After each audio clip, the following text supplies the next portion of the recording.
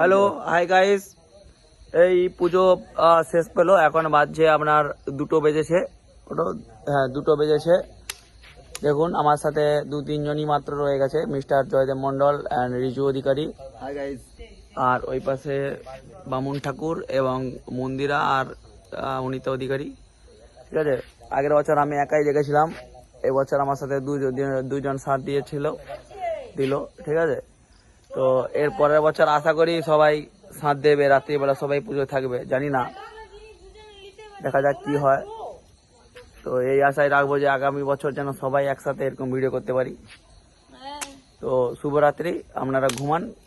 জয় হিন্দ, ভারত মাতা কি জয়।